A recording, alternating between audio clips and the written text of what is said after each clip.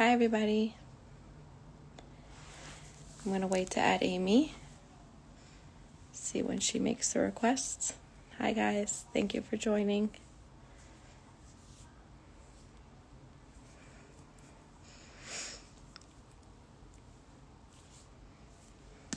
Okay. Here we go.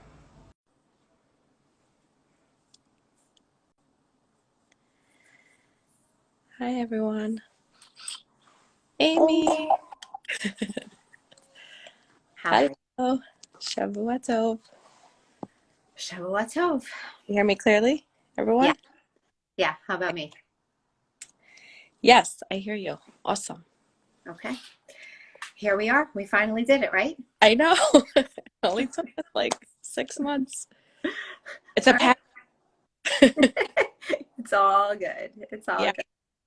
So since this is on my page, most people know me. I'll still anyways quickly introduce myself in case, but why don't you start with introducing yourself? Okay. So I'm Amy. I am the founder and executive director of I Was Supposed to Have a Baby, which is an Instagram handle, really sort of that's the front page. That's sort of what everybody sees. The backstory is that this has really been a project, a mission, a calling of mine to try to help the Jewish community at large and try to give them support, all of you support for anyone who's struggling to have a child and whatever part of the journey you're on. So if that's someone who's just starting out and doesn't know how to get pregnant, what about the timing, what about ovulation, are we doing it right, are we getting it right, it's been a few months, I don't know, it's for you. And it's for those of you who have been struggling for a long time, whether you've embarked on the journey of seeing a reproductive endocrinologist, whether you're doing IUIs, whether you're not, whether you're taking medication, whether you're not, whether you're doing IVF, whether you're not, it's for all of you. And then it's also for those of you who, God forbid, have ever lost a baby. It's the early miscarriage. If you've ever, God forbid, had a stillbirth, had lost a baby after they've been born, it's for all of those individuals and those families as well. And then it's those families that are trying to have a child in alternative ways, whether that's surrogacy, whether that's adoption, whether it's fostering.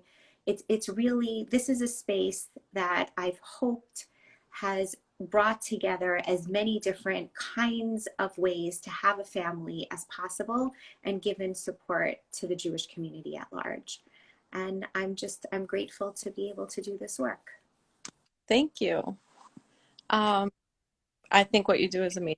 Obviously, I do it from a personal perspective, and then I get involved with it on a professional perspective as far as when clients go through a loss.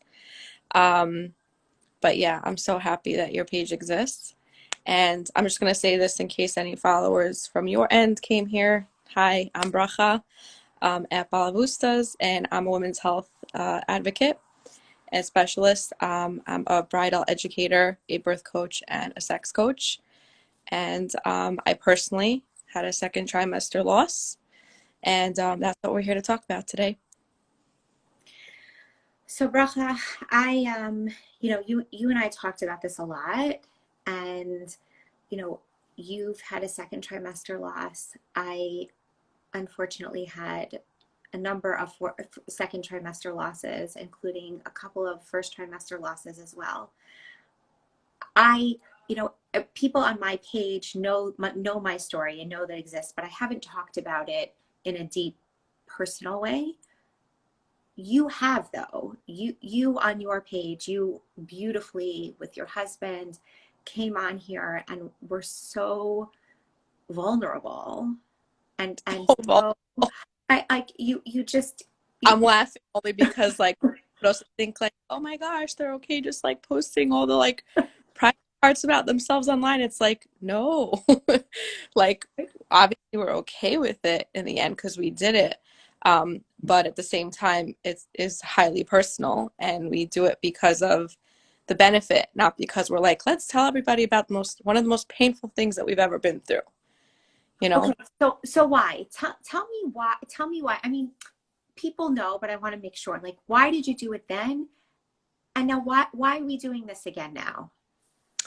So we did it then because I think I just got so many private messages about people going through it alone, like over and over again, just from like the little posts that I've made on my feed. Never discussed it on stories, never did lives about it before that.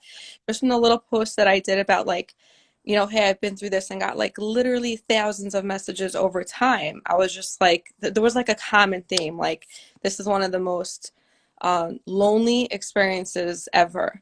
And I think it's devastating. I don't think people should be alone. I think there should be more understanding about it. And I also think that the community, the people who don't go through it, can have so much more awareness and sensitivity to those who do, seeing that they haven't been through it, thank God, and hopefully they never will. But people make such insensitive comments, and that just adds like salt to the wound. And it's just like, no, what we've been through is bad enough. Like adding your commentary just makes it, if it's the wrong thing to say, makes it so much worse. So for the loneliness factor, then for the awareness aspect, that's really what drove us to do it. And from my husband's perspective, which I still think he's amazing for, because like how many guys go on Instagram and like, Right. So talk mine their would feelings? never come on Instagram. So let's Yeah. just be clear. So go ahead. Yeah. So that's okay, to each their own. Right. But Menzel was really there to also share his part of his experience in the story. And I think it's very valuable. And many men have actually reached out to him as well privately about their experience. And some men who wrote to him said, I never ever talked about this with anyone ever, you know? And for some of them, it's been years since their loss. So it's not something that just goes away. The pain is there.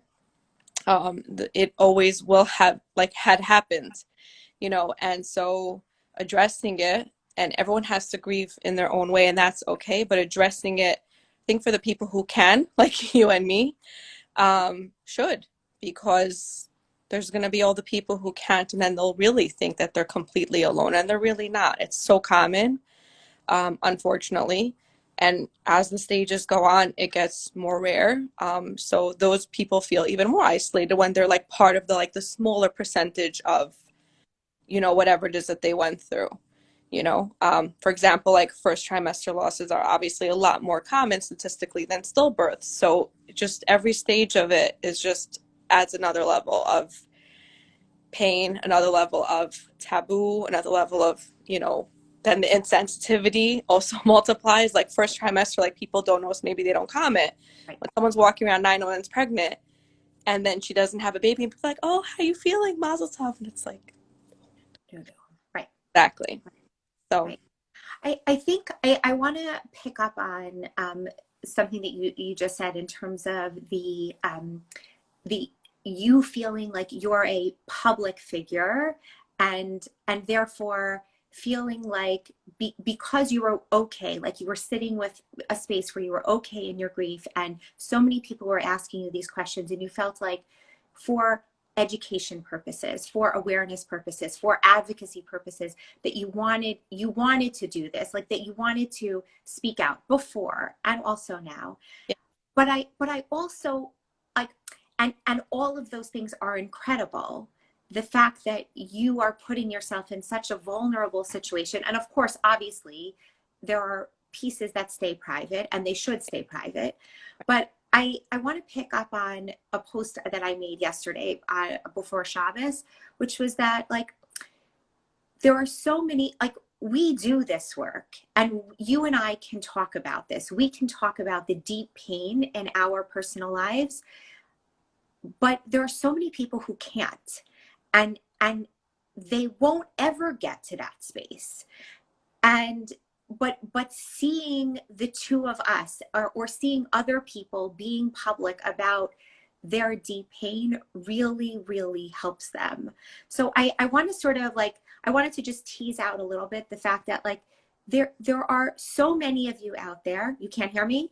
Yeah, no, I do. Can I just make a quick comment on Yeah, what you yeah, go. Yeah, yeah. I just want to mention that I think that by us, people like me and you, or anyone else who does talk about it, even for the people who feel like they can't, hopefully that one day they can talk about their pain. It doesn't have to be public, but to be able to get to a point where they could talk about their experience and own it and grieve through it and not just shove it under, the rug. Like I've had women message me saying like, I cannot believe you're doing a live about this. For me, it's been 20 plus years and I still haven't told my best friends. So again, so it's not about also her saying it, but she, like uttering the words is still so difficult. So I just want to like honor the space for the women who like think that they can't, and that doesn't mean that if you do that it has to be at a public level, but just that you like acknowledge it and can talk about it for yourself, and for your partner that you went through it with, because well, you both went through it together Right. in your own way. But yeah. Right, absolutely. And right, that's the piece actually that I wanted to tease out, because I get dozens and dozens and dozens of messages from people who say like, thank God you're talking about this. I I never could speak about it. Like I could see by the way that they're messaging me, like they've made a dummy account, like it's not their real name. They're Right. following three other accounts, like Oh, mine and two others, right? And like this is my first time on Instagram, and I'm like right. telling you my like, thank God you're talking about this, because I've spoken about this to no one. And just the fact that I can sit here and I can read and I can see all of the deep things that I've been going through and thought that I was so alone is so, so comforting. And that's, I think it's for those people. It's like, that's why I always feel like I have to do more and I have to continue doing this work. And I know that you feel exactly the same way.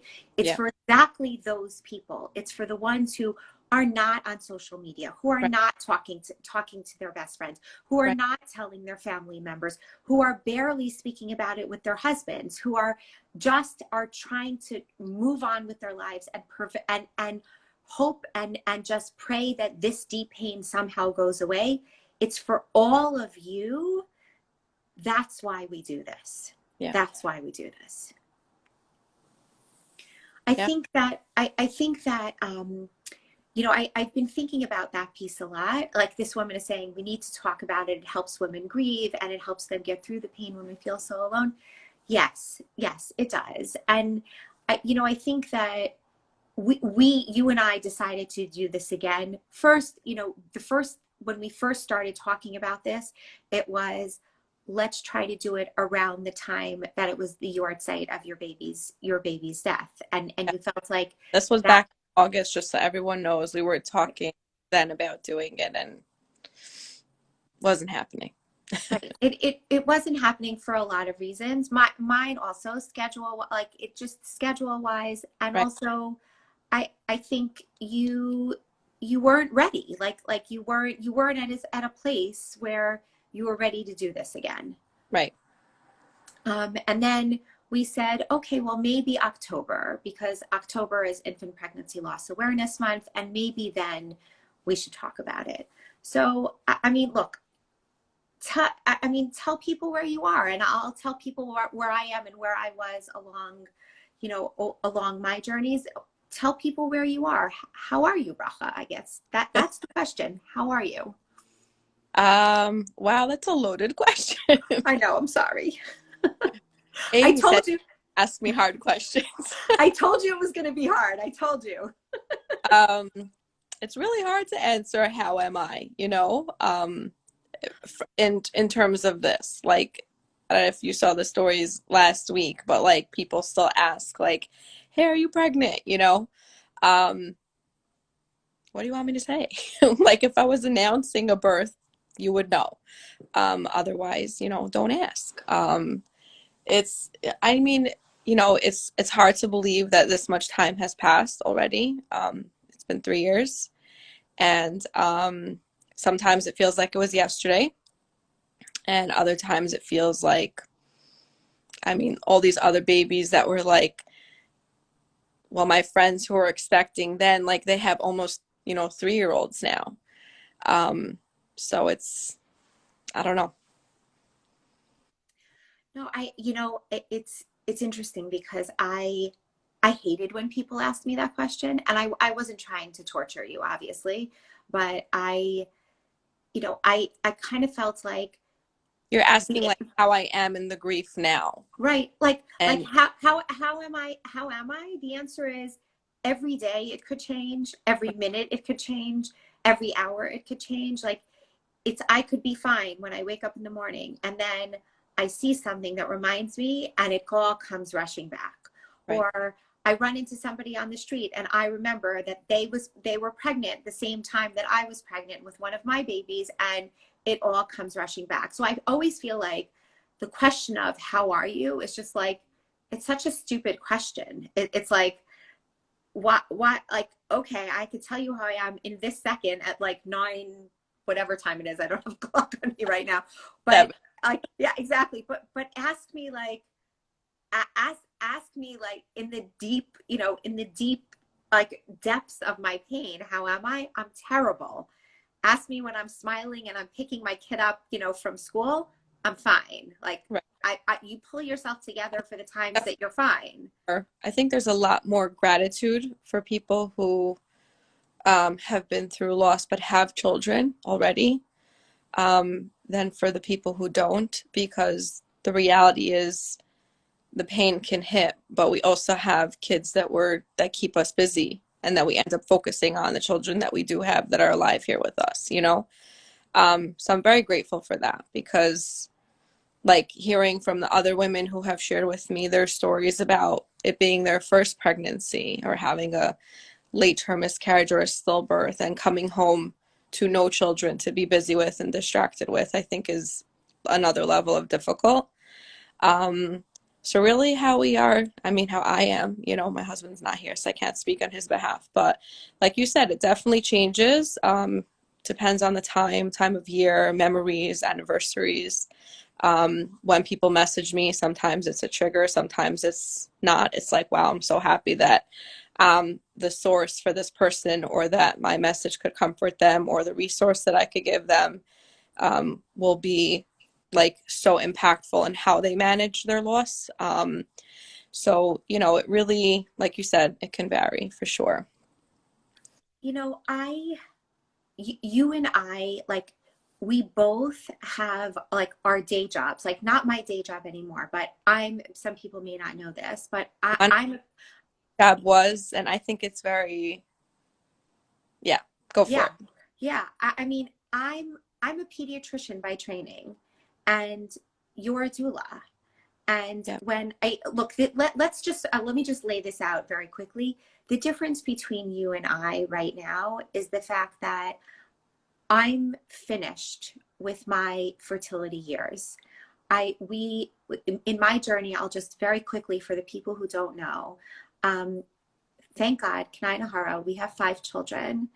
I had secondary infertility between my first and my second for 3.5 years. And in between that, I also had an 8-week miscarriage that ended up being a trisomy, and I had a lot of medical complications afterwards. We did Clomid, we did a bunch of IUIs, et cetera, et cetera. I ended up having my son 3.5 plus years later. And then from that point on, secondary infertility, not my problem anymore. Then a year plus later, got pregnant with my daughter. And then as we had 3 kids, Kanainahara, we said, okay, I'm in this community. I knew we weren't thinking we were going to have 12 kids, but we thought we were going to have more than 3. And so we started trying for our 4th, got pregnant very quickly again, and inexplicably lost that baby at 16 weeks. I went in for the 16-week visit, and there was no heartbeat. And everybody said it was a fluke, it was a fluke, it was a fluke. Try again, don't worry about it, try again. We'll talk about the depths of the grief, but I just want to sort of give the overview very quickly first. And unfortunately, that exact scenario happened 3 more times. At the either 16 or 17-week appointment, I would go in and there was no heartbeat. And we never got any answers from a medical standpoint. And I was working as a pediatrician throughout that period. I would say, I'm going to caveat that. From the time that I got married through my second trimester loss, I was working as a pediatrician. And basically, it came to a point where I couldn't do my job anymore. Like, I couldn't go to work and take care of healthy babies. Right.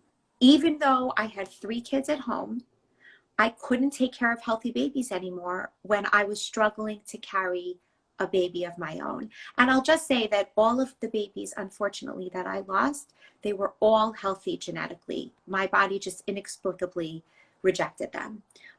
The end of my story, just very quickly, is that after the period of all of that, we took a very, very long break, decided one more time that we were going to try, did every possible thing, even though we had no medical explanation. All the random things, like when people say to you, you know, stand on your head every second Tuesday and like eat gluten-free, stay in bed, like, you know, daven at this person's kever, and like, you know, do all of the things that anyone tells you. We did, because I just felt like, Hashem, I need to do my hishtadlus here. Like, whatever's going to be is going to be, but I'm going to do my hishtadlus.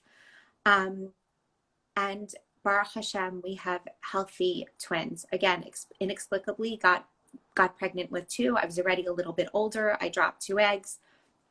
My twins are now 7. Incredible. My story, my fertility story is over. I'm not having any more children. That was my last pregnancy. We knew it at the time that we were trying. I was not going to try again because I couldn't emotionally or physically handle another pregnancy. And if that pregnancy went south, that was going to be it, and I was finished. You're in a very different place. And I'm not making presumptions, just that you're younger than I am. Yeah. And you're still in the midst of all of it. So Right. for me, I couldn't go back to work and be a pediatrician anymore. There came a point where it was too painful and too much for me. And you, after taking some time off, you went back to work and continued to be a doula for many incredible families. Say it again, I didn't hear you. I went to birth 2 weeks later. I know, that's why I said a little bit of time off. Yeah, well, because I had all these, I basically had a few more months. I had like a month and a half more of clients left that were booked, that I was scheduled with. I didn't know I was going to lose my baby. So Right. the only reason why I took off for the 2 weeks is because I physically was also incapable of like getting out of bed. So I missed 2 births in that time. A week later, I was back at a birth, and I was so grateful that I only had like a month or like 5 weeks left of births that I would have to attend. And then I didn't schedule more for a little bit of that time after. And then I already had like a new wave of clients that had reached out to me that I had scheduled. Yeah, I'm definitely, you know, like you said, obviously in a different place. I have to say, like, from the professional standpoint, like the position that I was in, I'm not a pediatrician. You are. I'm a doula, which, for those of you who don't know, is a birth coach. I help women literally have their babies, not by the delivery, because I'm not a doctor or a midwife. But what my role is, I'm emotional and physical support for them throughout their pregnancy, birth, and postpartum, which means I am at their labor and I'm a support to them. And the second birth that I went to after my loss, I was in the hospital. We were in triage because they didn't have any labor and delivery rooms available. So I was laboring with the mom, and the doctor comes in and takes one look at me and goes, "You should sit, in your condition." Like, totally assuming that I was pregnant, and told me to, like, basically be easy on my feet and sit down and take breaks while I helped my client, because I was still apparently looking pregnant, even though I wasn't anymore. And I remember thinking, like, okay, hold up a second. You're an OB, like, you're a doctor. Um, as a doctor, you know that people go through loss.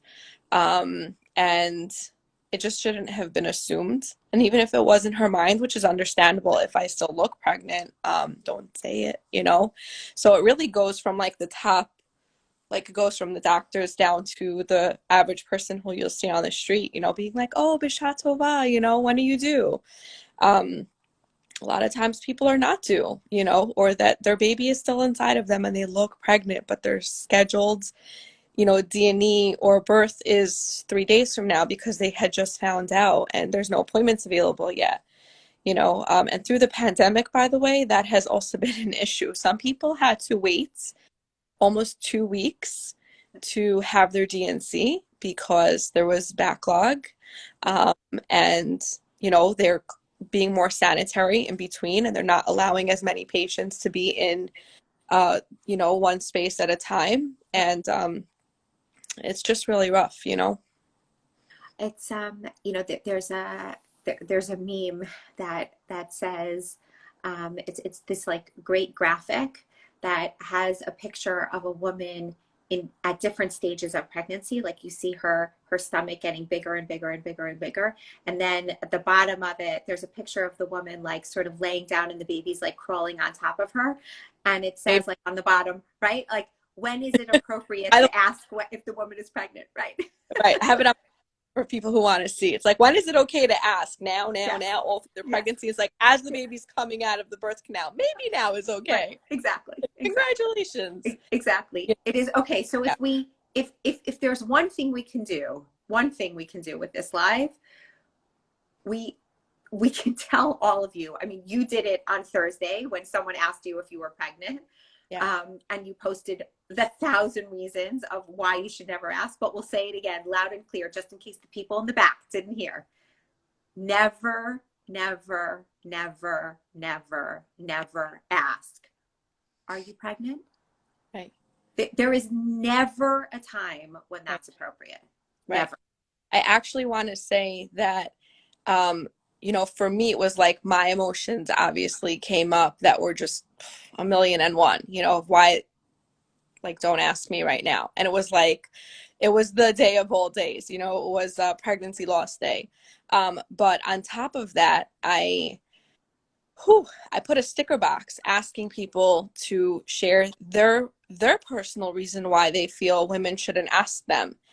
And the amount of people, first of all, I didn't even read all the replies yet because there were that many, and it was all through Friday, and they were literally coming in through Shabbos. And in all the slides that I got just on posting it, before I posted the sticker, I had a few hundred messages already in my DMs.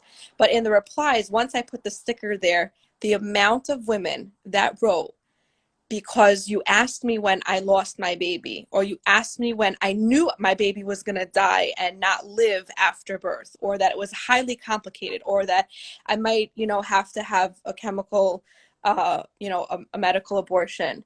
I mean, it was just like, it's unbelievable the amount of times women said people have asked them when they were in the middle of losing their baby. And if that would be, there's a lot of reasons why not to. But since this is the topic that we're covering, if that's the one reason why not to ask, that is good enough. That reason is good enough, because you don't know that that person's pregnancy is viable. You don't know if they're carrying around a dead baby, and you asking that question, what it's doing to them is just like, they could be walking home right now from the doctor's office finding out. I know this, by the way, sounds like then very extreme. Like, you're telling me like everyone who's pregnant walk around with dead babies? No, but do people know the statistic? Like, can we just say it for what it is? Every 1 in 4 pregnancies end up in a loss. Every 1 in 4. So yes, a quarter of the amount of women who you may ask that question to could have already gone through it or be going through it right now. And it's just, if someone has happy news to share, you should just assume They'll share it when they're ready. yes, they'll just tell you. And you know what? I also want to say, like, you know, before I went through pregnancy loss, I had already heard about other people, obviously, who have been through it. But I have to say, like, when I was newly married, when I was like, 20, or when I was 21 and I was already a mom. I was just shy of my 22nd birthday when I had my Danielle.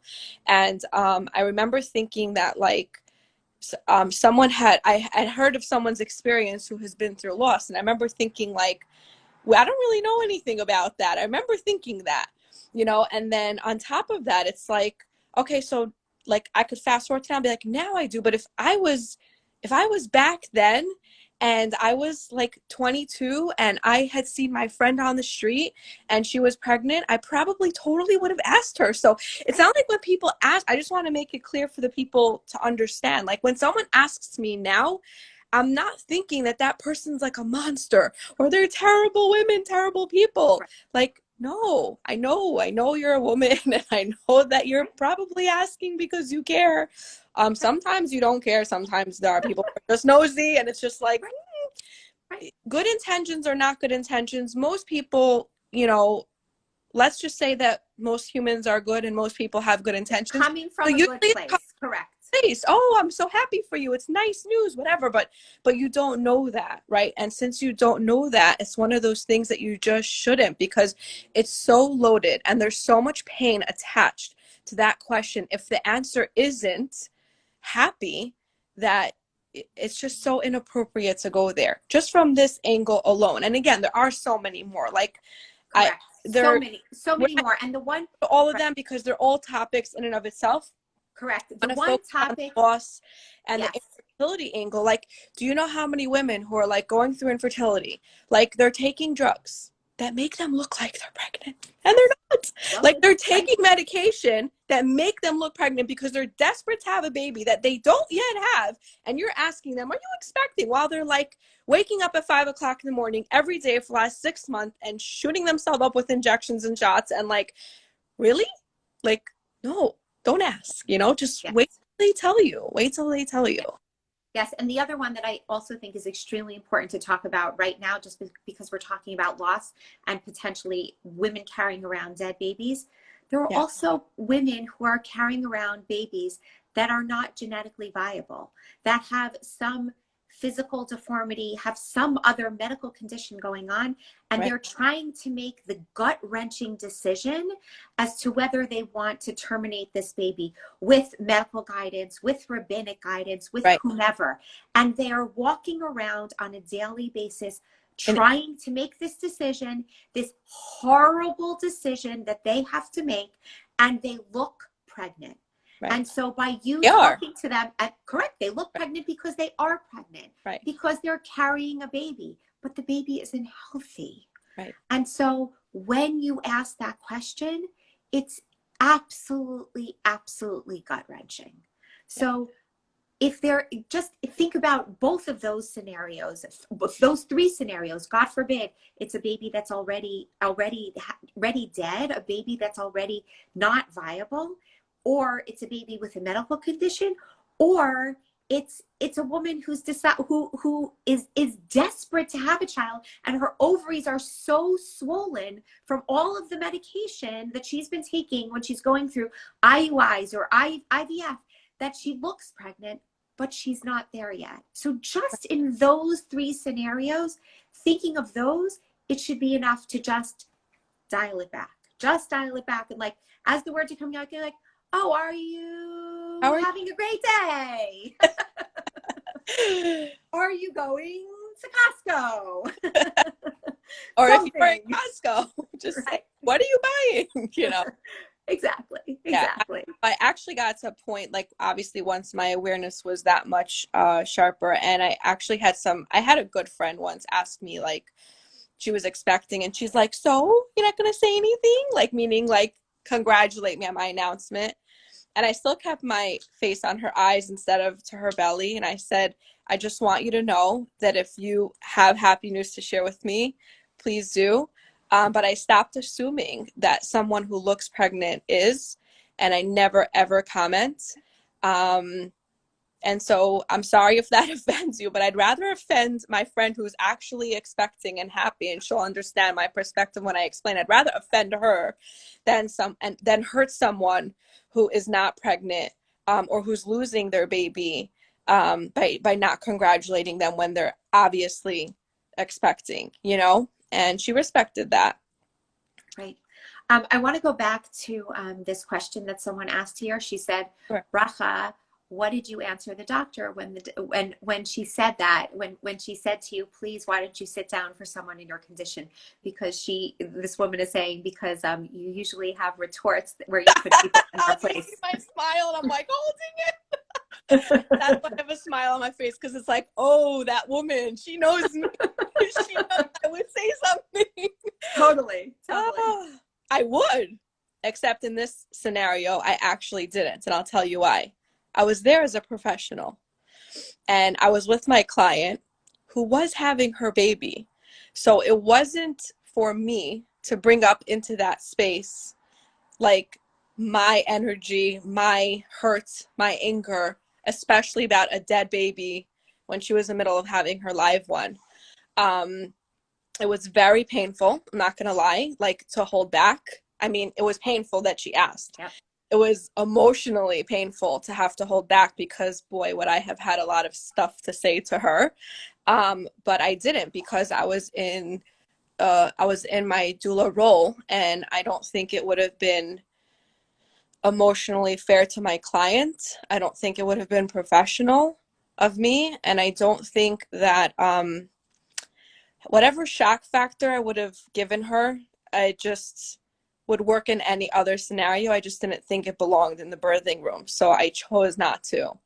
But it was really hard. Yeah, it was definitely hard. But other people, like if it was in the hallway, I would have said something. Right. Which that's happened actually.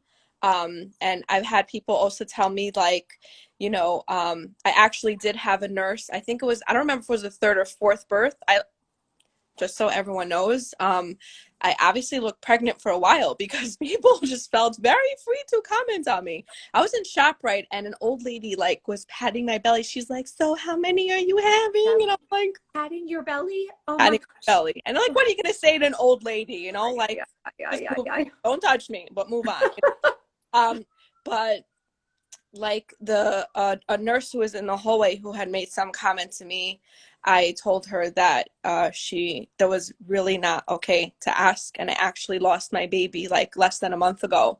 And she was just like, her face fell, and she was like, "Oh, I'm so sorry." And I didn't say this to her again, because I was still in a professional setting. I wasn't near my client, or I wouldn't have done that, like that first one where it was the doctor. But I was thinking, like, you should be sorry. Like, you shouldn't do this, like, you're a nurse, you know. Right. And even for people in the medical field, it's so important to have, more of an awareness.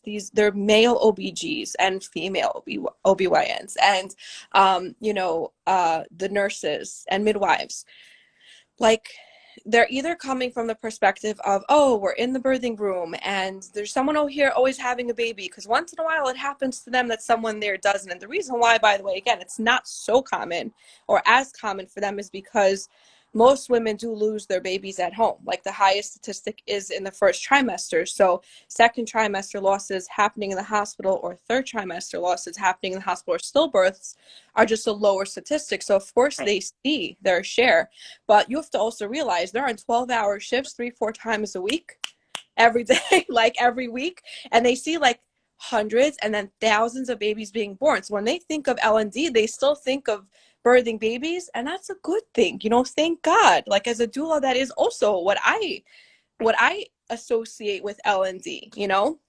So they're not really thinking it from this perspective, until either they go through it personally, or they've seen it enough times to develop that sensitivity.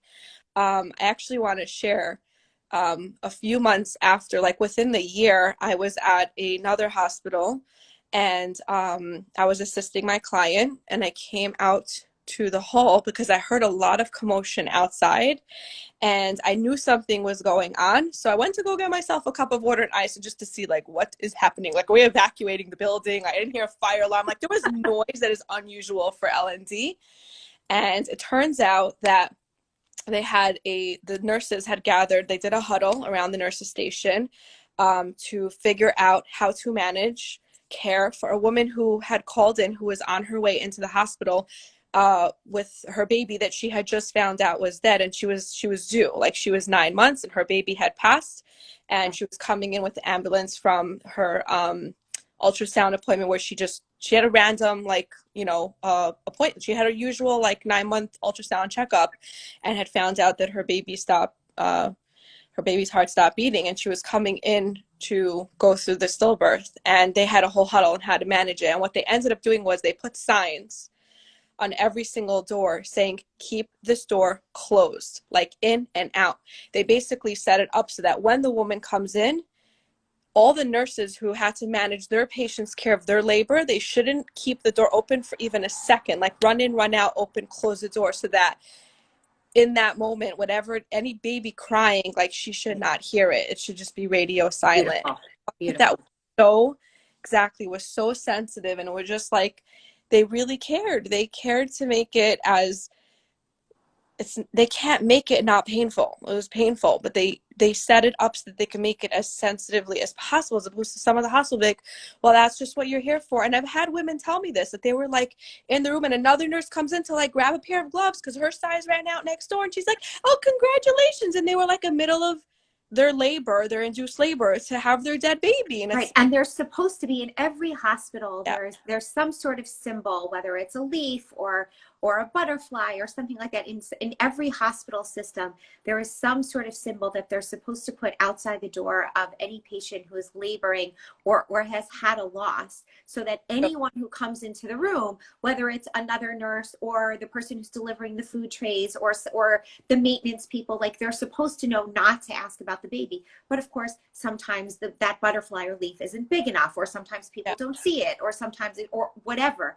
So I've heard terrible stories.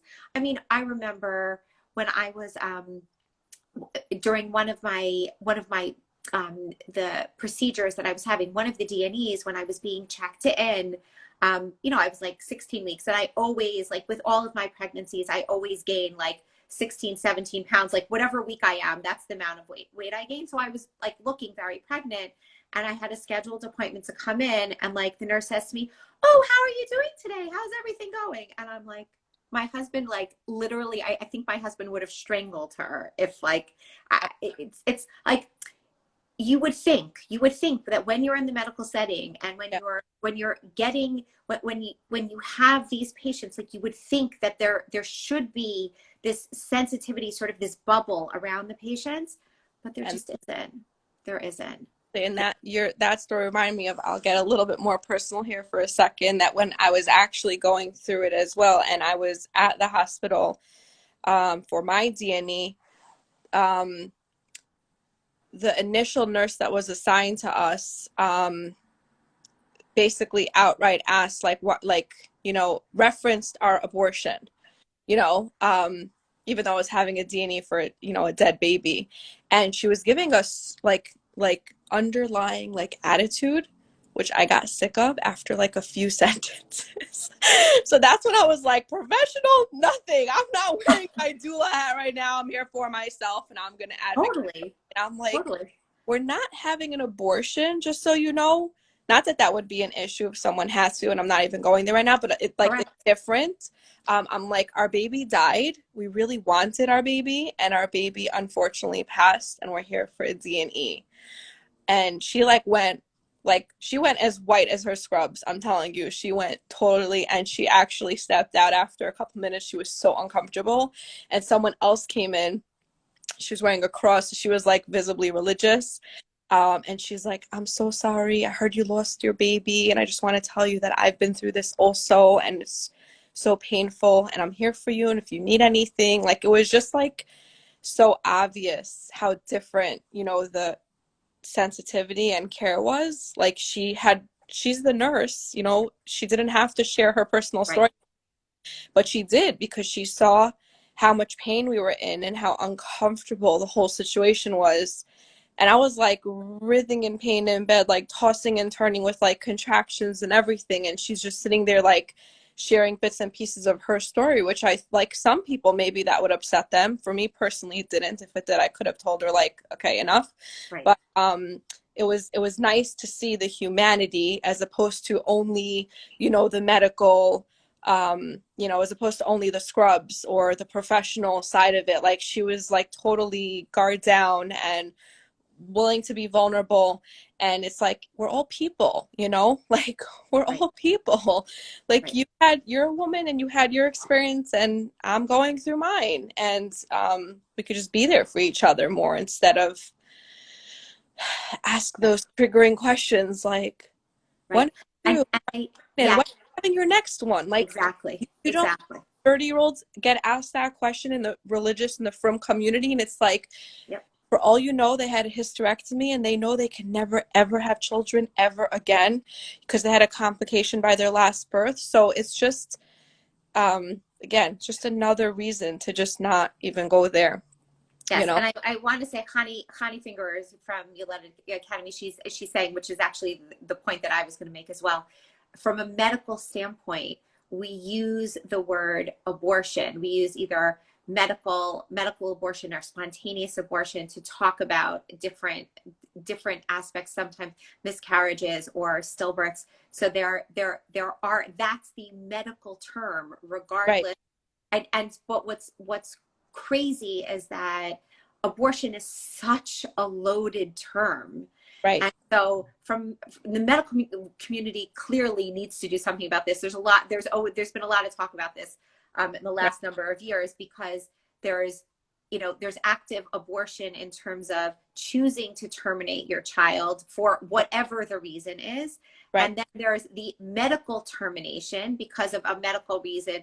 But the D&E, the dilatation, is the procedure, or the D&C is the procedure that takes out the dead baby, depending on how old the baby was gestationally.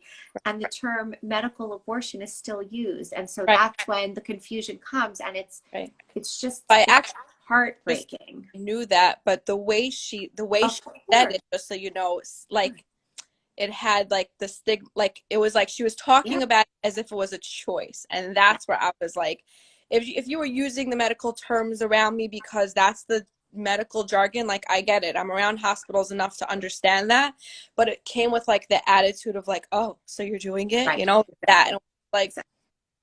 Yeah. you know, Yeah. I'll just, D&E one of is, my, just to explain what a D&E is, a few people just asked. yep. D&E is similar to DNC, except they use, how do I say this nicely, Amy? They They use use more advanced tools they because, use different, right. They use different medical equipment to take the yeah, baby out, it's basically. because the baby is, Bigger, uh, yeah, bigger. it's because the baby's bigger, meaning it means that when someone has a DNC, it means that they were usually in their first trimester, and Right. after that, D&E, because they were farther along, and a Yes. DNC does not have the right equipment to, The reality is that they have to open up the uterus larger. They have to open yeah, that up, not the uterus, the cervix, perfect. larger, in order to take the baby out. And so it's a different procedure, and there's different equipment that's used. Right. And a Um, DNC could be performed in abortion clinics and at some so offices that So, are so a that's exactly actually what I was just going to say. My second miscarriage was actually, we found out over Pesach when we were away in Florida. It's a very long story, but I didn't want to wait until I got home. I couldn't bear the idea of carrying around this dead baby in me. And so we arranged with my doctor at home. We arranged to have the D&E done down in Florida where we were for Pesach. wow. And the only place in the, like, in the 400-mile radius was an abortion clinic. And so I had my D&E in this abortion clinic, and I remember recovering in this massive room with other women who were like 15, 16, Right. 17. And like, I was sitting there and we're not going to go there tonight, but I was just like, I don't and it was also the second time it happened. And I was like, I don't understand. Like, I desperately want this child. Right. And this child was just taken out of my body dead. And these women are willfully taking these babies. And again, I was presupposing. Maybe I shouldn't have presupposed, but I was presupposing and I was in an emotional state, right? The feeling that it's like maybe logically you would say things differently now, like looking back, but Right. in that moment, having that feeling, I just want to say this for the people listening, is 100% valid.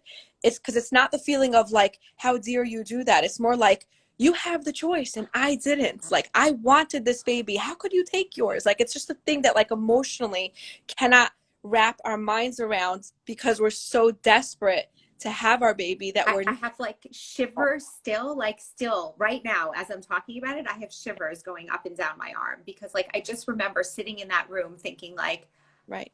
Hashem, like I don't understand this. Like I don't understand this. Right. It's horrible. It's a horrible, horrible thing.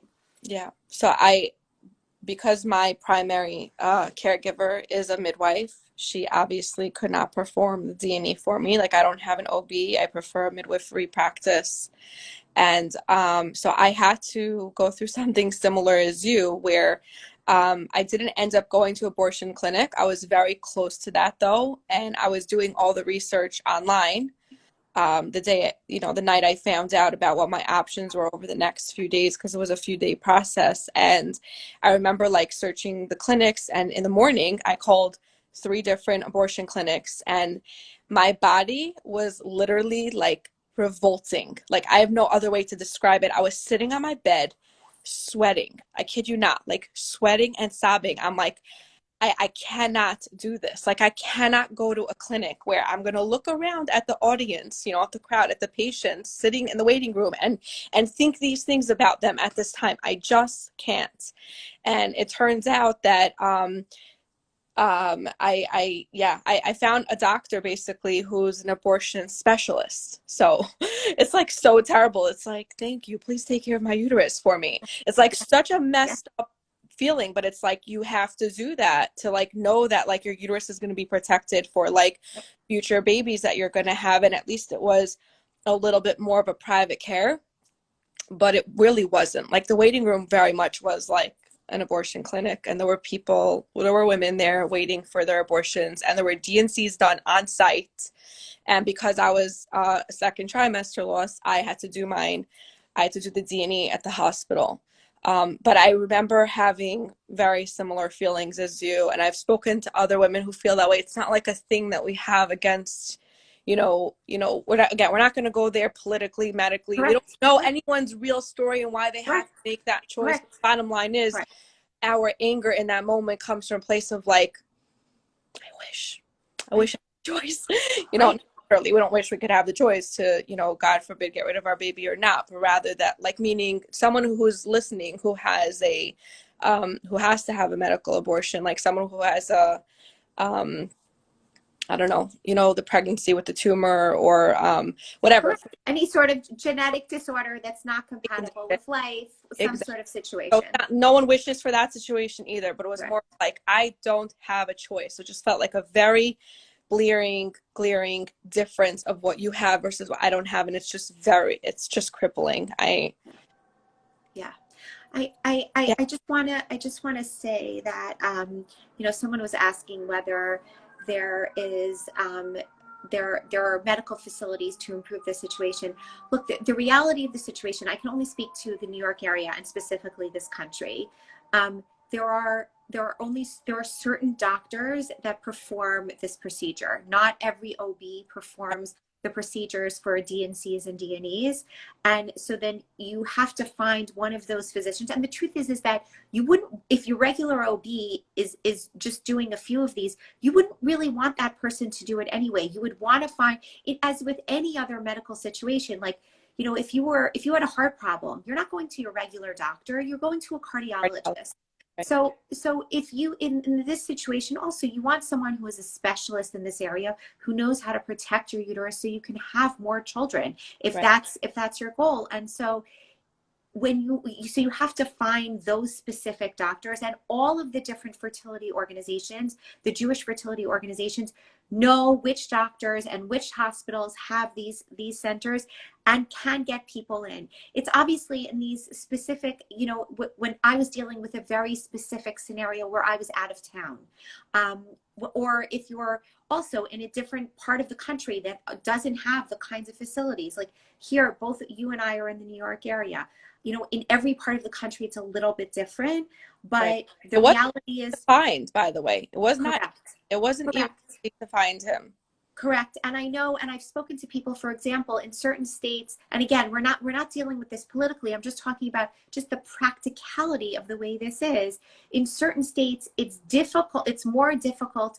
Even when your baby is already unfortunately dead, it is still difficult to access that procedure because of the way the laws are in certain states. So it really is very dependent on the area in which you're in. But yes, every firm organization done to doctors and specific clinics that do this. So it is already being taken care of. Got cut off for a second, Amy. Every firm organization that deals with like infertility and loss has resources for this. So like A Time Hug has a branch, Boney Olam has I was supposed to have a baby. So, like there's a lot of organizations. Nahama Comfort also. Yes, we all have access to resources, and we can help get you. God forbid you should ever need it, but if you do, we can help get you to the right people. Absolutely. I think we're timing out in terms of our time.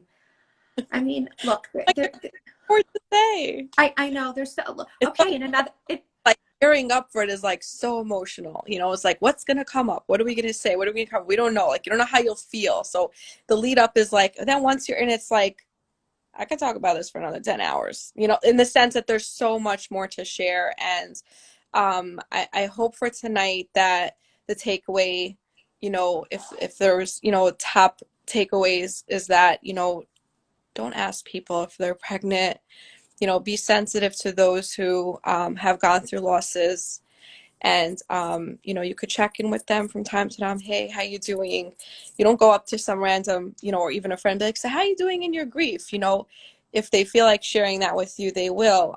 But just in general, to have that sensitivity, and the more that we're aware of it and can be there for each other in a proper way, I believe the more women will come forward and talk about it in whatever way they need to, so they can heal with their spouses and have healthy families. People who go through grief and don't address it, they really suffer. It takes a hit on every single aspect of our lives, and if we don't take care of that, it shows up in a lot of places.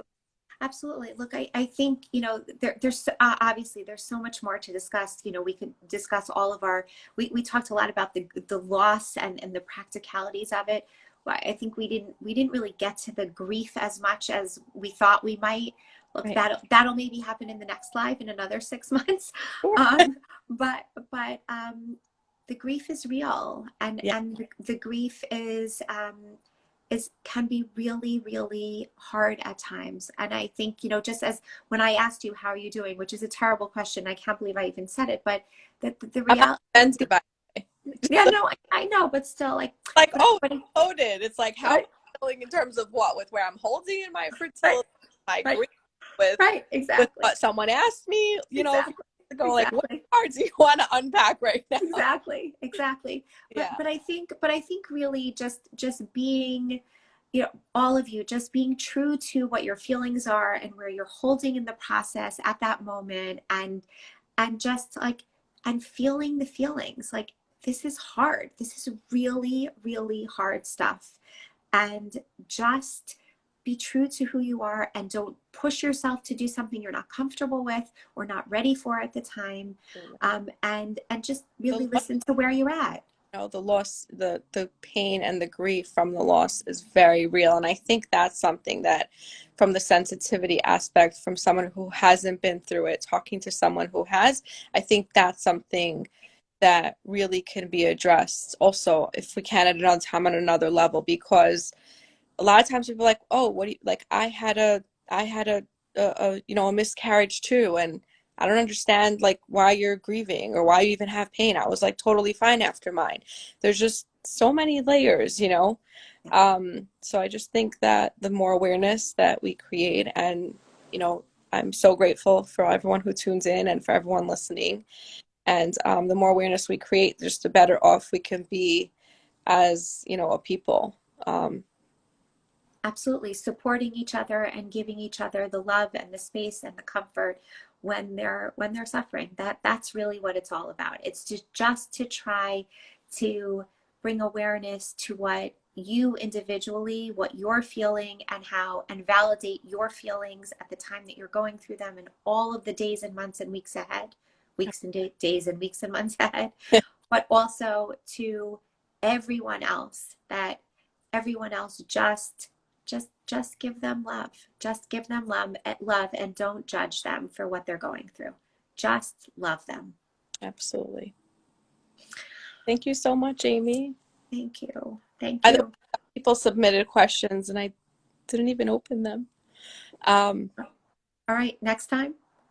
Next time? I guess. Yeah, we'll do it. Is there anything quick? Look quickly. One Look sec. quickly. Um, I'll just read the ones that pop up first, okay, just so they're there. I have such a hard time discussing my stillborns with my husband. The losses were so tangible. So someone there is basically sharing that she has an even hard time discussing it with her spouse. So that was a comment. Some people lack, this is from someone else, some people lack sensitivity just because they're lacking knowledge. Knowledge is power. That's what I'm all about. Right, Could right, not agree with right. you more. Would you share what to do when people know it's over? For me, the hardest part was flushing. Ooh. Someone wrote for me, the hardest part was flushing the baby down the toilet. Oy. Do you want to comment on that one, Amy? What is there really to say? I mean, it's look, early losses that happen, look, they happen very frequently, and most of the early losses happen at home because it's not something that you expect, and it's just all of a sudden you have cramps, or and you just think everything's going to be fine, or you have a little bit of spotting, and then all of a sudden it's for many people, I've heard this many times, that like finding the baby, and I'm sorry about being graphic here, but finding the baby in the toilet, that's the hardest thing for people. It's the evidence of life that you had once inside you that is now outside. It's just, it's a So lot. painful. A Yeah. lot. It's a lot. I want to offer my my love, I guess, for the woman who wrote that, and for anyone else who went through it, from who relates to her comment. Okay. Um, I'll just read one more question for Bracha. This may be too personal for now, but are you willing to be a doula for someone who needs to give birth to either a medical abortion? Basically, it gets cuts off with someone who's going through a stillbirth. Yeah, I actually, just so people know, I am trained in it, interestingly enough, which I was trained in it um, right before my loss. A-Time Hug basically came out with their program less than a year within, and I went to that course and became like not certified, but kind of like certified, like, you know, to be able to attend someone's birth who went through loss, and we did a whole training on it. I've been to other trainings since then. Would I be willing to? Yes. Not right now though. You know, maybe one day. Right. Going to live births is also is it's very difficult at this point. As I actually, I don't know if everyone who's watching this knows, but I took off from doulaing for the first time in 6.5 years. I'm on break right now for a few months, and I didn't announce yet when I will be back on call because I didn't decide yet. I'm just going on how I feel. Um, the loss is not the only reason. Like I said, I've been doing births since then for a long time, but it definitely contributed to it between COVID and not being pregnant myself yet and having other things on my plate. I was just feeling like I need time off from this. So yeah, hope that answers the question. So someone wrote, Yolanda wrote, please do it next time soon. Hopefully we will. Uh, Amy, thank you so much for coming on. I'm so glad that we did this. I'm going to try to save it. I hope that it uploads. Thank you everyone else for watching. We really appreciate it and hope that it was helpful. And see you soon. Yeah, and if anybody has any questions for either one of us, please reach out. We're pretty much an open book. Pretty much. Pretty much. Okay. All All right. right. Thank you, Bracha. Thank Thank you so you much, so, Amy. so much. Thank you. My pleasure. Thank you. Have a good night, everyone. Good night. Good night, everyone.